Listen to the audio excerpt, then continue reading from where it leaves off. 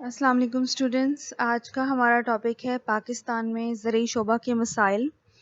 پاکستان جو ہے وہ بنیادی طور پر ایک زرعی ملک ہے۔ اس کا زرعی شعبہ نہ صرف ملکی آبادی کے بڑے حصے کو روزگار فراہم کرتا ہے بلکہ اہم ترین ذریعہ آمدن بھی ہے۔ پاکستان میں اشیاء خوراک مثلاً گندم، چاول، دالیں، پھل، سبزیاں وغیرہ اسی شعبہ سے حاصل ہوتی ہیں۔ پھر دیہی آبادی کا 80% جو ہے وہ ڈائریکٹلی یا انڈائریکٹلی اسی شعبے سے منسلک ہے۔ کل قومی آمدنی کا تقریباً 21% حصہ جو ہے وہ اسی شعبہ سے حاصل ہوتا ہے۔ پاکستان میں صنعتی ترقی جو ہے وہ بھی زرعی ترقی پر ہی ڈیپینڈ کرتی ہے، کیونکہ صنعتوں کے لیے خام مال بھی یہی شعبہ فراہم کرتا ہے، یعنی زرعی اجناس مثلاً چاول، کپاس، پھل وغیرہ برآمد کر کے پاکستان کافی مقدار میں زر مبادلہ بھی حاصل کرتا ہے۔ غرض کہ ہم کہہ سکتے ہیں کہ زراعت ہماری معیشت کے لیے جو ہے وہ ریڑھ کی ہڈی کی حیثیت رکھتا ہے، لیکن یہ بدقسمتی ہے کہ معیشت کا بنیادی شعبہ ہونے کے باوجود ابھی تک پسماندہ ہے۔ اس میں کچھ ایسے جو ہے نقائص اور کمزوریاں پائی جاتی ہیں جس کی وجہ سے ہماری زرعی پیداوار جو ہے وہ کم رہ جاتی ہے، اور ہم ایک زرعی ملک ہونے کے باوجود بھی اپنی خوراک کے معاملے میں خود کفیل نہیں ہیں۔ تو اب ہم نے اس بات کا جائزہ لینا ہے آج کے لیکچر میں کہ پاکستان میں زرعی شعبہ کے مسائل کون کون سے ہیں۔ سب سے پہلے پاکستان ہماری زراعت کا سب سے اہم مسئلہ یہ ہے کہ ترقی یافتہ ممالک کے مقابلہ میں ہماری فی ایکڑ پیداوار کم ہے۔ اگر ہم دنیا کے ممالک کے ساتھ پاکستان کی فی ایکڑ پیداوار کا موازنہ کریں تو پاکستان میں گندم، چاول، کپاس، گنے، مکئی اور تمباکو وغیرہ کی فی ایکڑ پیداوار دنیا کے دیگر ممالک مثلا امریکہ، کینیڈا، جاپان اور ترکی وغیرہ کے مقابلے میں بہت کم ہے۔ اس کی مختلف وجوہات ہو سکتی ہیں کم ہونے کی، لیکن معاشی ترقی کے لیے ضروری ہے کہ فی ایکڑ پیداوار میں اضافہ کیا جائے تاکہ ہماری قومی آمدنی میں اضافہ ہو سکے۔ دوسرا مسئلہ جو ہے وہ زرعی مسئلہ جو ہے وہ خوراک کی قلت ہے۔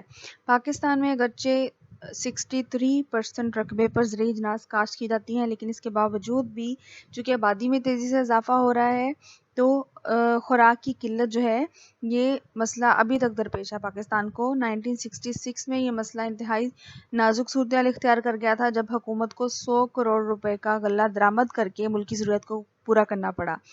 تو پچھلے 2-3 سالوں میں ہم غذائی طور پر خود کفیل ہوئے تھے، لیکن اب پھر سے خوراک کا مسئلہ درپیش ہے۔ کبھی ہمیں گندم درآمد کرنی پڑتی ہے اور کبھی چینی درآمد کرنا پڑتی ہے۔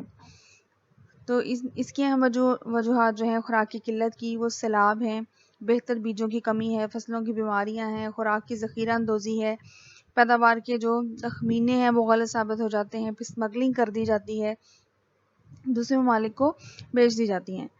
سیم اور تھور کا مسئلہ ہے پاکستان کے زرعی شعبے کو۔ سیم اور تھور کا مسئلہ جو ہے وہ دیمک کی طرح چاٹ رہا ہے۔ ہر سال تقریباً 1 لاکھ ایکڑ اراضی جو ہے وہ سیم اور تھور کی وجہ سے ناقابل کاشت ہو جاتی ہے۔ سیم اور تھور کا مسئلہ کیا ہوتا ہے کہ جب زیر زمین پانی کی سطح جو ہے وہ بہت بلند ہو جاتی ہے تو اس ایسی زمین پر فصلیں کاشت نہیں ہو پاتی، یا پھر نمکیات کی ایک تہہ جو ہے وہ زمین کے اوپر آ جاتی ہے۔ تو یہ ساری چیزیں یہ پودوں کی نشو و نما میں رکاوٹ بنتی ہیں، جس کی وجہ سے ایسی زمین جہاں سیم و تھور کا مسئلہ ہو وہاں فصلیں کاشت نہیں ہو سکتی۔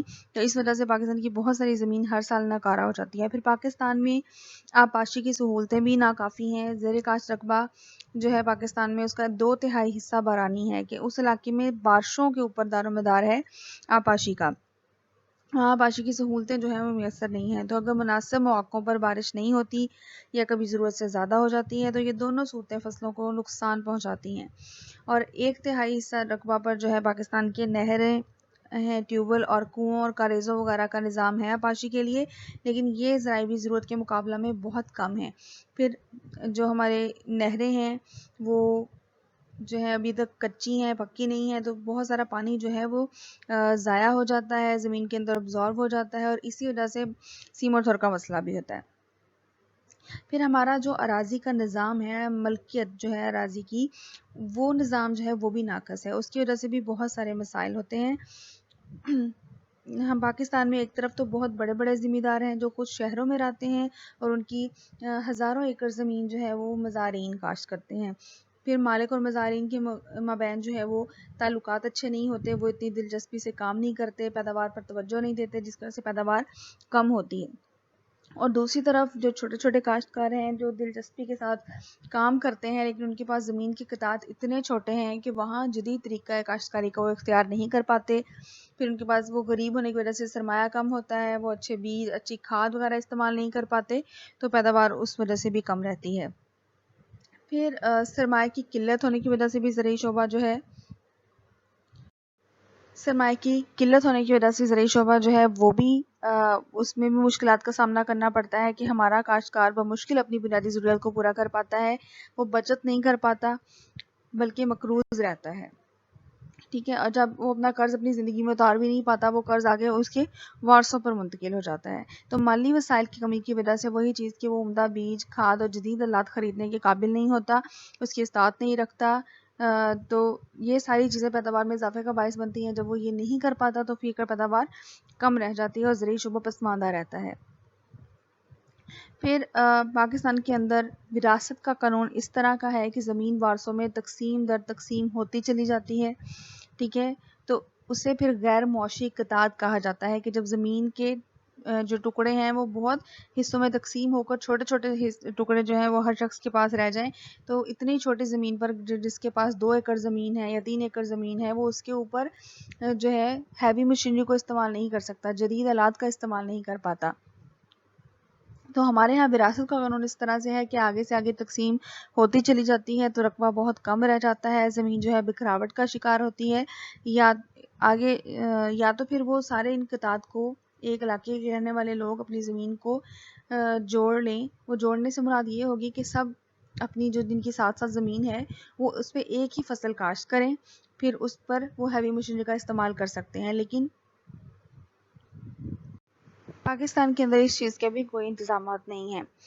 تو زرعی داد و شمار کے مطابق 30% کاشتکاروں کے پاس رقبہ جو ان کی ملکیت میں ہے وہ 12.5 ایکڑ سے کم ہے، اور 30% کے پاس جو ہے وہ 25 ایکڑ اور 12 ایکڑ کے درمیان ہے. سیلاب اور زمین کا کٹاؤ. پاکستان میں اکثر اوقات بارشوں کی وجہ سے سیلاب آ جاتے ہیں اور لاکھوں ایکڑ اراضی جو ہے وہ زیر آب آ جانے سے اس میں کھڑی فصلیں تباہ ہو جاتی ہیں. ٹھیک ہے، بعض اوقات جو ذخیرہ کی ہوتی ہیں فصلیں وہ ضائع ہو جاتی ہیں. پھر جب آندھی چلتی ہے تو زمین کے اوپر جو زرخیز طے ہوتی ہے وہ بہہ جاتی ہے پانی کے ساتھ یا آندھی کے ساتھ چلی جاتی ہے، تو نیچے جو ہے وہ کم زرخیز زمین رہ جاتی ہے. اس کی وجہ سے بھی فصلیں کمزور پیدا ہوتی ہیں اور ہماری پیداوار زیادہ نہیں ہو پاتی. پھر کھاد کا استعمال بہت کم ہے. جدید سائنسی تحقیق کے مطابق پیداوار بڑھانے کے لیے کیمیائی کھاد کا استعمال بہت ضروری ہے، لیکن ہمارا کاشتکار قلیل آمدنی ہونے کی وجہ سے مناسب مقدار میں کھاد کا استعمال نہیں کر پاتا. اور پھر ہمارا کاشتکار عام طور پر وہی بیج استعمال کرتا ہے جو اس کے پاس گھر میں موجود ہوتے ہیں، وہ اچھے بیج استعمال نہیں کرتا، تو ناقص اور گھٹیا بیج ہونے کی وجہ سے پیداوار زیادہ نہیں ہو پاتی. پھر ایک اندازے کے مطابق ہمارے زرعی شعبہ کی 15 سے 20% تک پیداوار کیڑے مکوڑوں اور فصلوں کی بیماریوں کی وجہ سے متاثر ہوتی ہے، لہٰذا مناسب ادویات، اسپرے اور دیگر اقدامات جو ہیں وہ کرنا ضروری ہیں. کاشتکار جو ہیں وہ کاشتکاری کے لیے جدید آلات کا استعمال نہیں کرتے بلکہ جانوروں کا استعمال کرتے ہیں، لیکن جو جانور وہ کاشتکاری کے لیے استعمال کرتے ہیں وہ بھی کافی لاغر اور کمزور ہوتے ہیں، ان کی استعداد اتنی زیادہ نہیں ہوتی. پھر ہمارے ہاں ویٹنری ہاسپٹلز جو ہیں ان کی تعداد اتنی زیادہ نہیں ہے. پھر کاشتکار جو ہے پاکستانی کاشتکار وہ مزارعین اور کھیت کے مزدور جو ہیں وہ زیادہ تر ان پڑھ اور جاہل ہیں. وہ اپنی محنت کی بجائے قسمت پر بھروسہ کرتے ہیں، مقدمہ بازی میں الجھے رہتے ہیں، فضول رسومات پر خرچ کرتے ہیں، اور ان کی خوراک کی سہولیات نہ ہونے کی وجہ سے ان کی صحت خراب رہتی ہے. تو ان کی یہ ساری چیزیں ان کی استعداد کار کو پست بنا دیتی ہیں، تو پیداوار پر اس کا برا اثر پڑتا ہے. پھر پاکستان کی زرعی شعبہ میں مشینوں کا استعمال ابھی بھی بہت کم ہے، پرانے طریقے استعمال ہوتے ہیں، جدید ٹیکنالوجی سے کاشتکار واقف ہی نہیں ہے، تو پرانے طریقوں کے استعمال کی وجہ سے بھی جو ہے پیداوار کم ہوتی ہے. پھر ملک کے اندر جو سیاسی استحکام ہے وہ ضروری ہے، چاہے صنعتی شعبہ ہو چاہے زرعی شعبہ ہو، ہر شعبے کے لیے سیاسی استحکام ہونا ضروری ہے. لیکن پاکستان جو ہے وہ جب سے پاکستان وجود میں آیا ہے تب سے وہ سیاسی عدم استحکام کا شکار ہے. 2 دفعہ تو ہندوستان کے ساتھ جنگ لڑنا پڑی، مشرقی پاکستان علیحدہ ہو گیا، حکومتیں آئے دن بدلتی رہی، مارشل لا جو ہے وہ نافذ ہوا. ان ساری وجوہات کی بنا پر بھی زرعی شعبہ ترقی نہیں کر پایا، کیونکہ کوئی قادر خواہ پالیسیز نہیں بنائی گئی زراعت کے لیے. پھر جو زرعی منڈیاں ہیں، فروختی کا نظام اچھا ہوگا اگر فصلوں کی صحیح قیمتیں ملیں گی کاشتکاروں کو تو وہ زیادہ دلچسپی کے ساتھ کام کریں گے اور زیادہ اپنی پیداوار کو بڑھانے کی کوشش کریں گے. لیکن پاکستان کے اندر جو منڈیوں کا نظام ہے وہ بھی ٹھیک نہیں ہے. کاشتکاروں کو جو ہے اپنی فصلوں کی صحیح قیمت وصول نہیں ہوتی، تو اس وجہ سے بھی وہ پیداوار پہ زیادہ توجہ نہیں دیتے. پھر ذرائع نقل و حمل جو ہیں وہ بھی ترقی یافتہ نہیں ہیں. جب دور دراز علاقوں تک چیز نہیں پہنچ پاتی تو اسی ایک ہی علاقے کی منڈی میں فروخت ہوتی ہے، اس کی وجہ سے بھی قیمتیں زیادہ نہیں مل پاتی.